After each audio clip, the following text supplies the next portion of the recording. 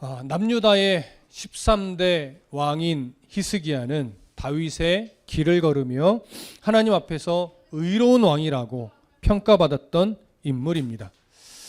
우상을 철폐하고 종교개혁을 일으켰으며 하나님 앞에서 올바른 왕으로 인정받는 그런 왕이었는데, 이런 히스기야 왕도 아수르의 강력한 공격 앞에서 애굽을 의지하는 모습을 보였고, 아수르에 굴복하며 연약한 모습도 사실 보였습니다. 그래서 아수르의 전쟁에서 이길 수 없다라고 판단한 이후에 이 히스기야는요, 성전과 왕궁 곳간에 있는 모든 은과 금을 다 아수르 왕에게 바쳤습니다. 그것도 성전의 기둥 같은 데 입혔던 금을 다 벗겨내서 바칠 정도였습니다.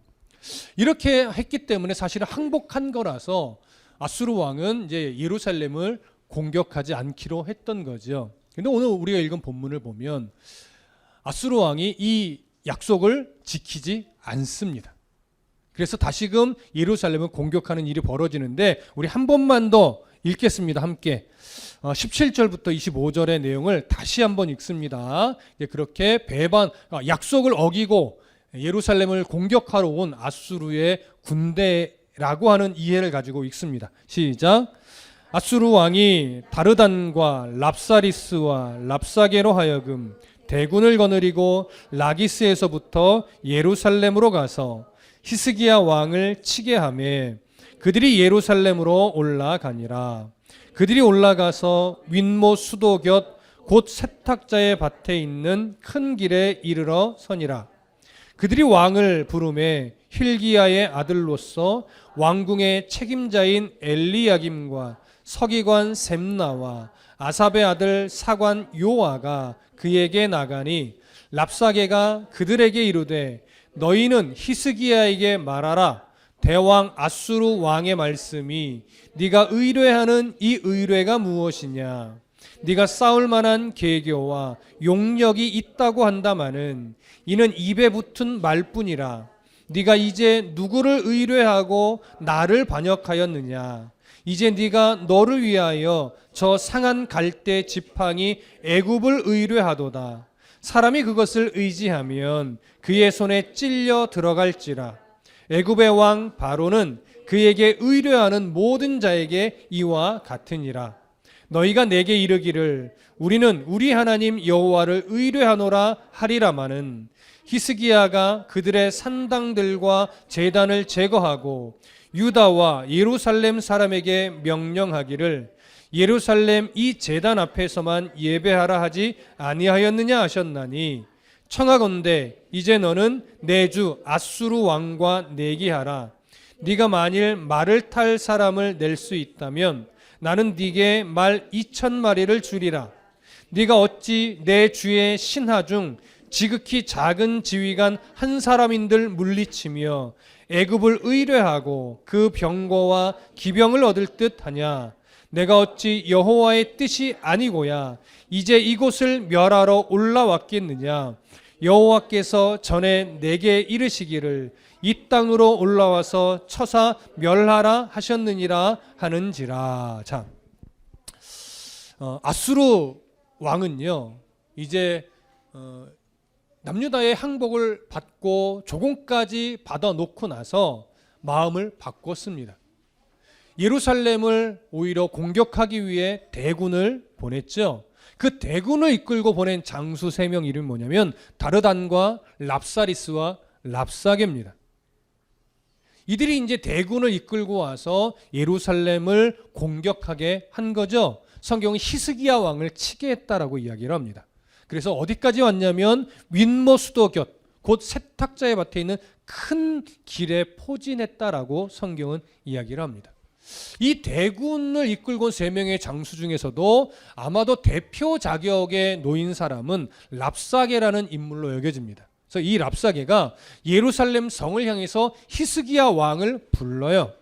그랬더니 히스기야 왕을 대신해서 또 이제 대신들이 나오는데, 왕궁의 책임자인 엘리야김과 서기관 셈나와 아삽의 아들 사관 요아가 나옵니다. 왕을 대신해서 나온 거죠. 이 세 명은 분명 이 아수르의 신하들과 협상해서 가능하면 전쟁을 벌이지 않기 위한 의도로 나온 자들일 겁니다. 그렇기 때문에 아수르 왕의 사신인 랍사게는 아수르 왕을 대신해서 이제 히스기야 왕에게 전하는데, 이 말은 이 세 사람의 대신들을 통해서 이제 전달하게 되는 거예요.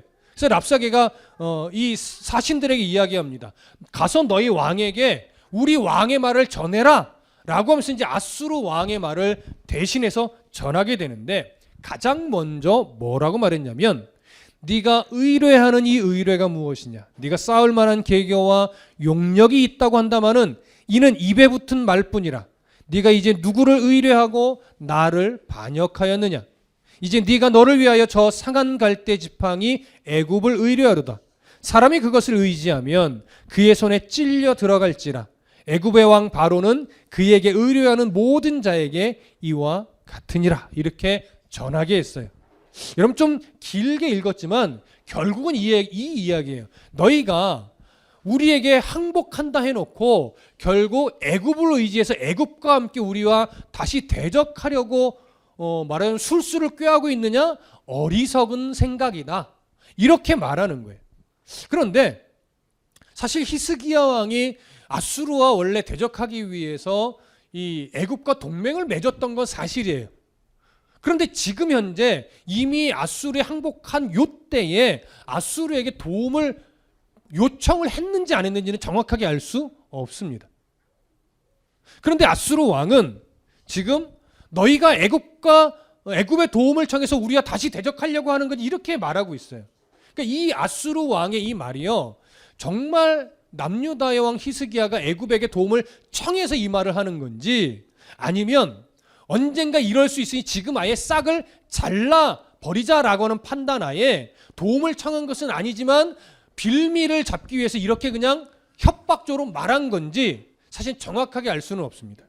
근데 보편적으로 학자들은 어느 쪽에 조금 기울어져 있냐면, 이 아수르 왕인 사네립이 아예 남유다의 길을 꺾어서 이후에 대항할 기력을 남기지 않으려고 그냥 빌미를 붙잡고 너희가 아수르와 동맹을 맺어 도움을 얻어서 나와 대적하려고 하는 거지 라고 하면서 허세를 부린 말로, 그리고 협박조의 말로 그렇게 보는 것이 보편적인 시선이긴 합니다. 그러니까 사실은 지금 어느 정도 없는 상황을 만들어내는 거예요. 무슨 말씀 이해되시죠? 그래서 이제 사네립이 또 애굽 왕을 빌미로 협박을 하면서 두 번째로 또 무슨 이야기를 하냐면 22절부터 25절까지의 내용인데 제가 읽어드릴게요. 너희가 내게 이르기를 우리는 우리 하나님 여호와를 의뢰하노라 하리라마는 히스기야가 그의 산당들과 제단을 제거하고 유다와 예루살렘 사람에게 명령하기를 예루살렘 이 제단 앞에서만 예배하라 하지 아니하였느냐 하셨나니 청하건대 이제 너는 내 주 아수르 왕과 내게 하라. 네가 만일 말을 탈 사람을 낼 수 있다면 나는 네게 말 2,000마리를 주리라. 네가 어찌 내 주의 신하 중 지극히 작은 지휘관 한 사람인들 물리치며 애굽을 의뢰하고 그 병거와 기병을 얻을 듯하냐. 내가 어찌 여호와의 뜻이 아니고야 이제 이곳을 멸하러 올라왔겠느냐. 여호와께서 전에 내게 이르시기를 이 땅으로 올라와서 쳐서 멸하라 하셨느니라 하는지라. 이게 무슨 말이냐면 이제 차근차근 설명드릴게요. 앞에 22절의 내용은 이런 의미예요. 왜 우리가 너희를 지금 공격하려고 하느냐면 너희가 애굽의 도움을 청했기 때문도 있지만 또 다른 이유가 있어. 그거는 너희가, 그러니까 히스기야가 이전에 이 남유다 백성들에게 무엇을 명했냐면 산당들을 제거하고 우상들을 척결한 이후에 그 산당들이나 이런 데서 예배하지 말고 예루살렘 성전에서만 예배하라고 명령했기 때문이야. 그래서 하나님이 우리에게 예루살렘으로 가서 거기를 공격하라고 하나님 우리에게 명령하셨어. 이런 말이에요. 맞는 말일까요?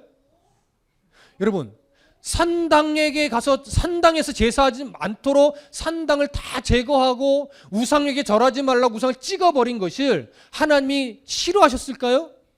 그럴 리 없죠. 그런데 이 랍사게 아수르 왕이 그렇게 말하는 거예요. 너희 하나님 왜 지금 진노했는지 아냐? 산당들 제거해서 그래. 우상들 찍어버려서 그래. 그리고 여러 산당에서 막 곳곳에서 제사 드렸어야 되는데 예루살렘 성전 한 곳에서만 제사하라고 하니까 하나님이 기분이 상해서 우리에게 명령한 거야. 예루살렘 가서 공격하라고. 이렇게 말을 하는 거예요. 맞는 말이에요? 틀린 말이에요? 완전 틀린 말이죠. 그러니까 이 말은 진실 혹은 거짓이 아니라 완전 거짓이죠. 완전 거짓이에요. 우리 하나님 그럴 리가 없단 말이죠. 지금 이들은요, 어떤 사상을 가지고 하나님을 바라보면서 거짓말을 하는 거냐면 자신들이 가지고 있는, 고대 근동의 사람들이 대부분 가지고 있는 다신적 사상에 입각하여 자기들 편의대로 그냥 말해버린 거예요. 다신사상이라는 건 뭐예요? 기본적인 맥락은 이거죠. 한 명의 신을 섬기는 건 가난해서 그래. 여러 신을 함께 섬겨야 부자이고 여러 신을 섬겨야 그 신들이 각각 필요한 복을 주는 거야. 그러니까 여러 산당에서 여러 신을 섬기는 것이 최고의, 이런 이해를 갖고 있던 시대거든요. 그러니까 그들이요, 자기들의 시선대로 말하면 이스라엘이 겁을 먹을 줄 아는 거예요. 혹 정말 그런 거야? 이렇게 반응할 것이라 생각을 한 거예요. 그러나 전혀 잘못 생각한 거죠. 이스라엘은 다신사상의 나라가 아니란 말이에요. 유일신 사상을 갖고 있는 나라예요. 하나님 한 분만을 섬기는 나라이고 예루살렘 성전에서만 하나님을 섬기는 것이 하나님의 명령에 의한 것임을 알고 있는 나라란 말이죠. 그 씨알도 안 먹힐 말을 지금 하는 거예요. 이렇게 말함으로써 사실은 예루살렘에 있는 그 백성들을 두렵게 만들고자 함이었던 거죠.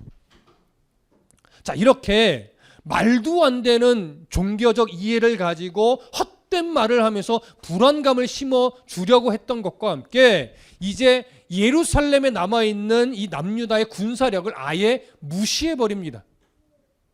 야, 너희들 중에 말 탄 기병이나 있냐? 말을 타며 싸울 수 있는 기병이나 있냐? 그렇다면 내가 말 2,000마리를 보내줄게. 내 2,000마리를 보내주면 그 말을 타고 싸울 군인이나 있냐? 이렇게 조롱하는 거예요. 애굽 병사들이 너희를 도울 수나 있겠느냐? 애굽에서 너희들한테 말이나 보내줄 줄 아느냐? 그러면서 아예 비웃고 조롱하는 거예요. 그러면서 마지막 절에서 그 말을 한 거예요. 내가 왜 여기까지 와서 너희들을 공격하려고 하겠느냐? 우리 뜻이 아니고 너희들의 하나님 여호와가 우리에게 보낸 거야. 이스라엘에 가서 싸워서 그들 정신 차리라고 해주라고 그랬다라고 하는 거죠. 어느 누구도 믿을 만한 이야기는 아니지만 이들은 이렇게 말하면 예루살렘 성 안에 있는 남유다 백성들이 겁을 먹을 것이라고 생각을 한 겁니다. 그리고 나서 이제 또 이야기를 한 가지 더 하는데 26절부터 27절까지 이 부분을 함께 읽겠습니다. 26절부터 27절, 자, 함께 읽습니다. 시작. 힐기야의 아들 엘리야김과 셈나와 요아가 랍사게에게 이르되 우리가 알아듣겠사오니 청하건대 아람 말로 당신의 종들에게 말씀하시고 성 위에 있는 백성이 듣는 데서 유다 말로 우리에게 말씀하지 마옵소서. 랍사게가 그에게 이르되 내 주께서 네 주와 네게만 이 말을 하라고 나를 보낸 것이냐? 성 위에 앉은 사람들도 너희와 함께 자기의 대변을 먹게 하고 자기의 소변을 마시게 하신 것이 아니냐 하고. 자, 여기 보니까 히스기야 왕을 대표해서 나온 대신이요, 그 랍사게에게 이렇게 말해요. 야는 아니죠. 나름 겸손하게 말했을 거예요. 랍사게요, 제발 아람 말로 해주십시오. 지금 유다 말로 하니까 당신의 목소리를 백성들이 다 듣습니다. 이렇게 말한 거예요. 이게 무슨 의미예요? 당신의 말 때문에 백성들이 두려워할 수 있으니 우리만 알아들을 수 있도록 아람 말로 좀 해주시면 안 되겠습니까? 이렇게 물은 거예요. 요청한 거죠. 그랬더니 랍사게가 뭐라고 말해요? 말도 안 되는 소리 하지 마라. 내가 지금 너희에게 전하는 아수르 왕의 말은 히스기야 왕만 들어야 될 내용이 아니라 예루살렘 성 안에 있는 너희들의 모든 백성이 다 들어야 될 말이야. 내 말을 듣고도 항복하지 않는다면 너희들은 결국 너희들의 대변을 먹는 지경에 이를 것이고 너희들의 오줌을 먹는 지경까지 이르게 될 거야. 그러니까 모든 백성이 지금 내가 전하는 아수르 왕의 말을 듣고 그 말대로 항복해야 돼. 이런 의미로 지금 말을 하는 거예요. 여러분 이해되십니까? 완전히 어깃장을 놓으며 협박조로 이야기를 하는 거죠. 왕과 백성을 그냥 하나 취급하는 거예요. 업신 여기면서 완전히 무시하는 말을 지금 하고 있는 겁니다. 자, 이렇게 엄포를 놓은 다음에 또 이야기를 하는데 28절과 29절을 또 함께 읽습니다. 28절 29절 시작. 랍사게가 드디어 일어서서 유다 말로 크게 소리질러 불러 이르되 너희는 대왕 아수르 왕의 말씀을 들으라. 왕의 말씀이 너는 히스기야에게 속지 말라. 그가 너희를 내 손에서 건져내지 못하리라. 자, 드디어 이제 본색이 드러나죠. 무엇이라고 이야기를 합니까? 백성들 다 들으라고 더욱더 큰 소리로 이야기를 하는데 결론은 이겁니다. 히스기야 왕은 너희들을 구원할 만한 능력이 없는 왕이다. 그러면서 자기들 아수르 왕은 어떤 왕이라고 이야기를 해요? 대왕이라고 표현해요. 우리 아수르 왕 대왕은 바로 너희들을 구원할 능력이 있는 왕이니 히스기야가 무슨 말을 했든지 믿지 말고 대왕 아수르 왕의 말만 들어라. 이렇게 큰 소리로 이야기를 하는 거예요. 예루살렘 성 안에 있는 유다 백성들이 다 듣도록. 그러니까 지금 랍사게가 분위기를 어떻게 끌고 가려고 하는지 이해가 되시죠? 자, 조금 더 볼게요. 30절부터 32절을 읽겠습니다. 30절부터 32절 시작. 또한 히스기야가 너희에게 여호와를 의뢰하라 함을 듣지 말라. 그가 이르기를 여호와께서 반드시 우리를 건지실지라. 이 성읍이 아수르 왕의 손에 함락되지 아니하게 하시리라 할지라도 너희는 히스기야의 말을 듣지 말라. 아수르 왕의 말씀이 너희는 내게 항복하고 내게로 나아오라. 그리하고 너희는 각각 그의 포도와 무화과를 먹고 또한 각각 자기의 우물의 물을 마시라. 내가 장차 와서 너희를 한 지방으로 옮기리니 그곳은 너희 본토와 같은 지방 곧 곡식과 포도주가 있는 지방이요 떡과 포도원이 있는 지방이요 기름 나는 감람과 꿀이 있는 지방이라. 너희가 살고 죽지 아니하리라. 히스기야가 너희를 설득하여 이르기를 여호와께서 우리를 건지시리라 하여도 히스기야에게 듣지 말라. 자, 여러분 무슨 말이에요? 또 히스기야 왕이 여호와 하나님만 의지해라. 여호와 하나님이 도우실 것이다. 여호와 하나님이 구원하실 것이다 라고 말해도 그 말을 믿지 말라라고 하는 거예요. 이 예루살렘을 남유다를 구원할 수 있는 능력은 오직 누구에게만 있다라고 거짓말하는 거예요? 아수르 왕에게만 있으니까 그 말을 믿지 말라는 거예요. 그러면서 너희들이 항복하기만 하면 아수르 왕이 이 남유다에 평화를 줄 것이고 그리고 남유다의 백성들로 하여금 배부르게 먹을 수 있도록 해줄 거란 얘기예요. 그러니까 결국 이 말은 백성들에게 히스기야 왕을 배신하라고 요구하는 의미와도 같습니다. 이렇게 지금 종교적으로도 어그러뜨리고 있는 거예요. 국력도 무시하면서 백성들과 왕을 또 이간질하는 모습까지도 보입니다. 자, 한 구절 더 읽을까요? 33절부터 35절까지 33절부터 35절 읽습니다. 시작. 민족의 신들 중에 어느 한 신이 그의 땅을 아수르 왕의 손에서 건진 자가 있느냐? 하맛과 아르밧의 신들이 어디 있으며 스발와임과 헤나와 아와의 신들이 어디 있느냐? 그들이 사마리아를 내 손에서 건졌느냐?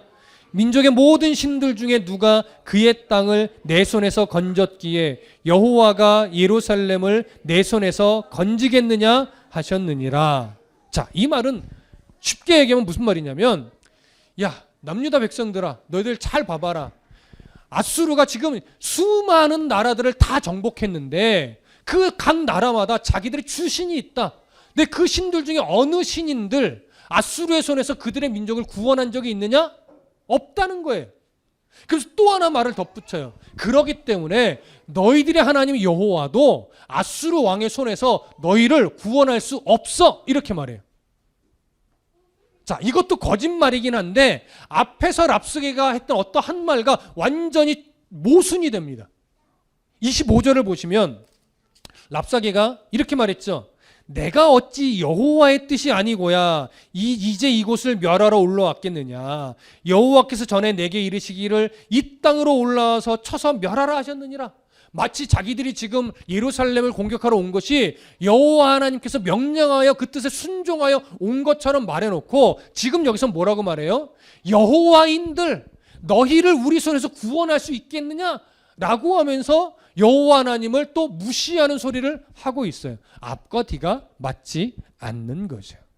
이렇게 아수르 왕은 남유다의 백성들, 특히 예루살렘 성 안에 있는 왕과 군사들과 백성들을 완전히 무시하고 있고 그 군사력도 무시하고 있고 왕과 백성들의 사이를 이간질하고 있고 백성과 하나님 사이를 또 이간질하고 있습니다. 그래서 하나님도 믿지 못하게끔 만들고 있고 왕도 믿지 못하게끔 만들고 있고 그리고 구원은 아수르 왕이 주는 것처럼 여기며 모든 풍요 또한 아수르 왕이 주는 것처럼 거짓말을 하고 있습니다. 자, 이런 협박과 이런 말을 들은 남유다 백성들, 자, 어떻게 반응했을까요? 36절과 37절을 함께 읽겠습니다. 시작. 그러나 백성이 잠잠하고 한마디도 그에게 대답하지 아니하니 이는 왕이 명령하여 대답하지 말라 하였음이라. 이에 힐기야의 아들로서 왕궁 내의 책임자인 엘리야김과 서기관 셈나와 아삽의 아들 사관 요아가 옷을 찢고 히스기야에게 나아가서 랍사게의 말을 전하니라. 자, 백성들이 지금 어떤 반응을 보이고 있어요? 아무런 반응도 보이지 않고 있어요. 성경은 왜 아무런 반응도 보이지 아니했냐면 이미 이전에 히스기야 왕이 너희들은 아수르이 와서 분명 이 말 저 말 할 텐데 그 어떤 말에도 요동하지 말고 아무런 반응도 하지 말라라고 명령했기 때문에 지금 이런 말을 쫙 들었음에도 불구하고 백성들이 아무런 반응도 하지 않았다는 얘기예요. 긍정적인 모습이에요? 부정적인 모습이에요? 긍정적인 모습입니다.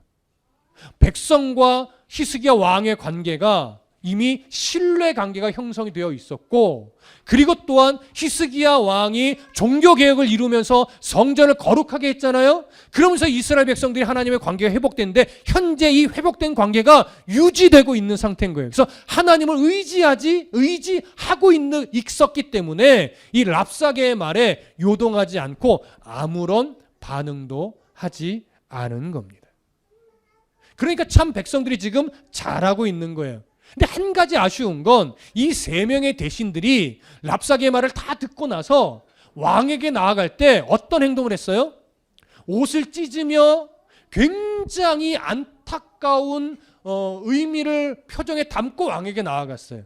오히려 이들이 더 불안해하는 것 같아요. 물론 상황적으로 위기 상황이 맞으나 히스기야 왕이 하나님을 의지하게끔 이야기를 했다면 이들도 하나님만을 의지하고 신뢰함으로 왕에게 나아갔어야 옳은데 오히려 이들은 조금 더 불안해했던 것 같아요.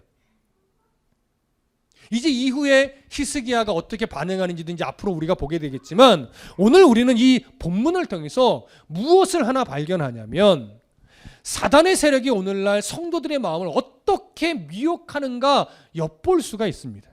결국 사단의 세력이 오늘날 믿음의 삶을 살아가는 우리들을 미혹하는 몇 가지 방법은요, 결국 이거예요. 하나님을 믿는 믿음을 인정해 주는 듯 하면서도 믿음만 가지고는 안 돼. 이런 거죠. 하나님이 구원자 맞지만 구원이 전부냐? 돈이 없으면 말짱 의미 없지. 하나님을 통해서 구원받으면 뭐해? 이 땅에서도 일단 잘 살고 봐야지.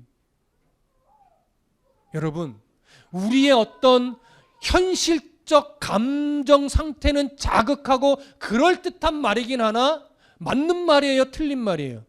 틀린 말이에요. 여러분, 사나 죽으나 우리는 주님의 것입니다.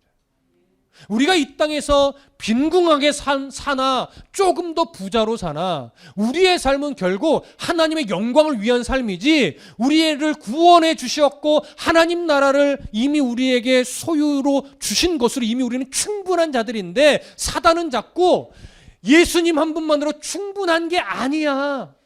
천국 백성이 된 건 중요하지. 그러나 그것만으로는 이 세상 살 수 없어. 돈도 필요하고 명예도 필요하고 인기도 필요하고 뭔가 성공하기 위해서 로비도 할 건 해야 되고 그러니까 주를 믿고 있는 건 중요하지만 그와 함께 현실도 중요하다. 여러분 맞는 말이지만 이 말의 강조점은 믿음에 있어요? 현실에 있어요? 현실에 더 치중한 거란 말이에요. 그래서 그럴듯하게 속을 수 있는 말이에요. 왜? 현실이 힘겨우면 힘겨울수록 이런 말이 더 우리 마음에 와닿는단 말이에요. 그러나 틀린 말이에요, 여러분. 우리는 정말 입술로만 주님 한 분만으로 만족합니다. 이렇게 고백하면 안 돼요. 정말 온 마음을 다해 우리는 주님 한 분만으로 만족할 수 있는 삶을 살아야 돼요. 이건 게으르게 살아도 된다는 얘기는 아니에요. 열심히 살아가는 게 마땅합니다. 성실하게 살아가는 것이 마땅합니다. 또 주님이 주신 지혜를 가지고 어떻게 하는 것이 더 이 땅에서 좀 부유하게 살아갈 수 있을까? 그 지혜를 발휘하는 것도 틀리지 않습니다. 그러나 그런 지혜를 발휘함이 하나님을 온전하게 의지하지 않음에서 나오면 안 돼요.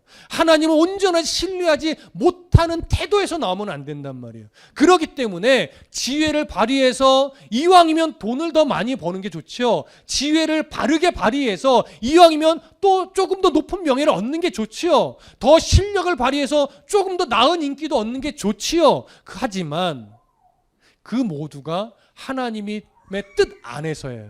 하나님이 인정하신 범위 안에서란 말이죠.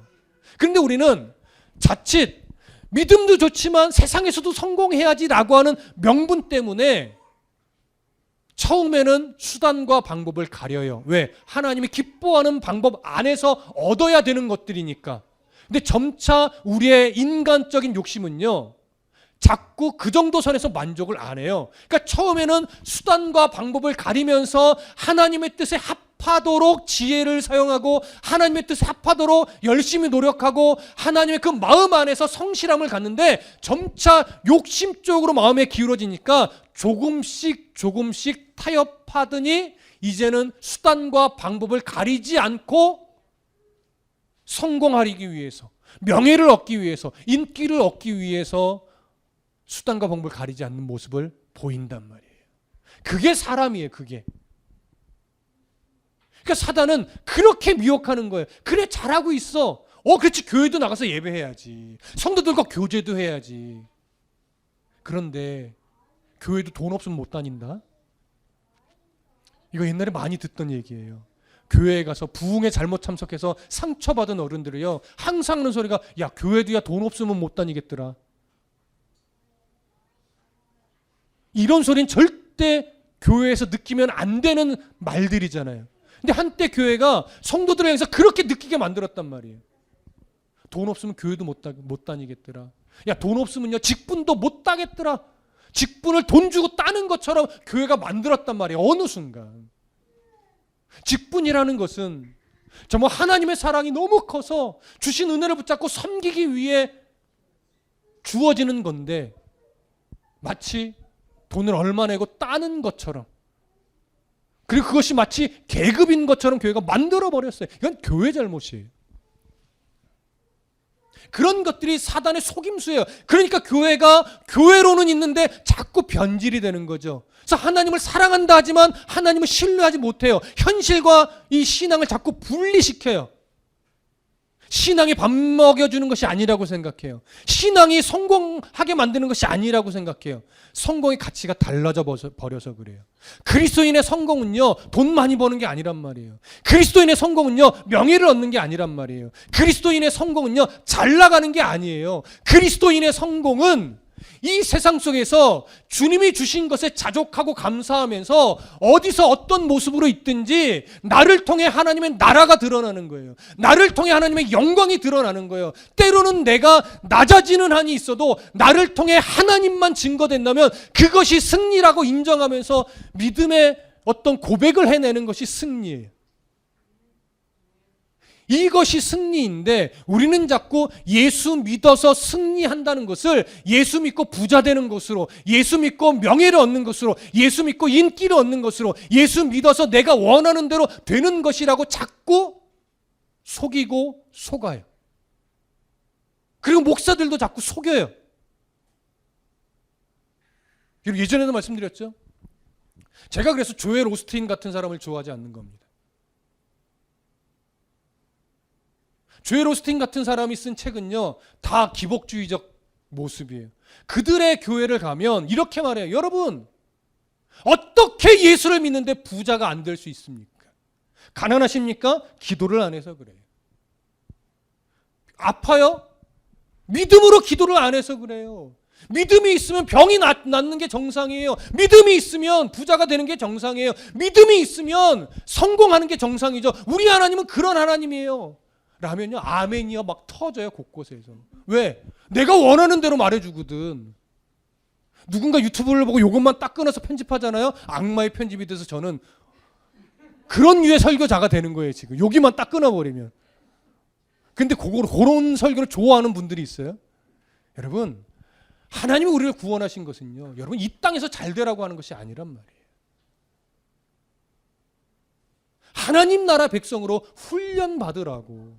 그래서 우리가 아직 이 땅에 존재하는 거예요. 우리의 진짜 본향은 하나님의 나라예요. 그래서 늘 말씀드리잖아요. 하나님 나라가 어떤 곳인지 우리 마음에 확신이 없으면요, 신앙생활 할 수 없어요, 여러분. 하나님 나라가 분명히 있고 그 나라에서의 삶이 우리의 진짜 본향이 될 때 이 땅에서 고난도 감사하라는 말에 의미를 담을 수 있는 거예요. 하나님의 나라의 가치를 모르는데 예수 믿는데 이 땅에서 늘 고난스러워. 왜 믿습니까, 그러면? 그렇죠? 그리스도인은요, 고난 속에서도 감사하는 것이 옳아요. 왜? 하나님 나라 때문에 그래요. 그리스도인은요, 이 땅에서 그냥 육신의 아픔을 겪다가 결국 회복하지 못하고 죽는 경우도 있어요. 그래도 감사해요. 왜요? 하나님의 나라가 있으니까. 근데 하나님의 나라가 없으면 그건 그냥 불행한 거예요. 예수 믿는데 맨날 빚만 갚다가 그냥 인생을 마감했어. 하나님의 나라가 없으면 가장 불행한 사람이죠. 근데 우리는 하나님의 나라가 있단 말이에요. 우리의 진짜 삶은 하나님의 나라에서라고요. 그 나라를 준비하며 그 나라 백성다워지려고 지금 이 현실이라는 게 있는 건데, 그 하나님의 나라에 대한 온전한 믿음이 없으면 이 땅에서 힘겹게 살아가는 건 믿음이 없는 탓으로 여겨질 수밖에 없는 거예요. 이 땅에서 잘 사는 것 절대 그리스도인의 목적이 아닙니다. 기도하고 병이 낫는 것, 그것도 그리스도인의 목적은 아니에요. 하지만 우리가 한 지체이기 때문에 기도를 하는 것뿐이에요. 하나님, 할 수 있고 하나님의 뜻이라면 저 지체의 저 문제 하나님 해결해 주시고, 저 형제의 저 문제 하나님 해결해 주시고, 지금 이런 상황 저런 상황에 놓인 성도들 그 문제 주님 뜻대로 해결해 주십시오 라고 기도하지만 그 기도와 함께 속으로는 하나 더해요. 하나님, 그리 아니하실지라도 저 형제가, 저 지체가, 저 가정이 하나님을 향한 감사를 잃지 않게 해 주십시오. 그래서 이 말을 받을 만한 그릇의 성도라면 저는 거기까지 이야기를 합니다. 저도 인간적으로는 가정의 이 문제 해결되기를 소망하고 기도합니다. 하지만 우리는 그리 아니하실지라도 하나님이 나의 구주요 나의 아버지시기 때문에 우리는 감사할 수 있어야 됩니다. 거기까지 가셔야죠. 사단은 근데 자꾸 속이는 거예요. 그 속임수에 속지 말라고요. 랍사개처럼 하나님과의 사이를 자꾸 이간질시켜서 분리시키고요, 목사와 성도의 관계도 이간질시켜서 분리시키고요, 성도와 성도의 관계도 자꾸 어떤 사업적 관계처럼, 믿음의 지체가 아니고 믿음의 가족이 아니라 사업적 관계처럼 만드는 것이 사단의 어떤 관계예요. 목사도 성도를 바라볼 때 11조 하는 성도인가 안 하는, 이렇게 구분해서 바라본다면 이건 교회 아니에요, 여러분. 그건 목사 아니에요. 성도는 하나님의 백성이고 함께 믿음의 경주를 함께 달려갈 지체예요. 그 성도를 돈으로 보기 시작한다? 그건 더 이상 목사 아닙니다. 그건 싹군이에요. 무슨 말씀 이해되시죠? 그래서 오늘 이 말씀을 보면서 랍사게가 이 남유다의 백성, 예루살렘 성 안에 있는 백성들에게 말도 안 되는 소리로 그들을 이간질하고 그들의 마음을 불안하게 만들고 왕과의 관계를 이간질시키고 하나님과 관계를 이간시키는 그 모습은 결국 이 세상 속에서 사단이 우리 안에서 자꾸 속삭이는 말들이니까 여러분 절대 속지 마시고 성경이 우리에게 뭐라고 말하는지를 끊임없이 가슴에 새기면서 여러분 흔들리지 않는 믿음, 말씀에 뿌리 내린 믿음, 성공주의적인 그런 신앙에 휩쓸리지 않고 주님 한 분만으로 만족하며 하나님 나라의 소망을 두고 오늘 성도로 살아가는 그런 믿음, 그런 믿음을 견고하게 붙잡는 하나님 나라의 백성 되시기를 간절히 소망하고 축복합니다. 기도하겠습니다.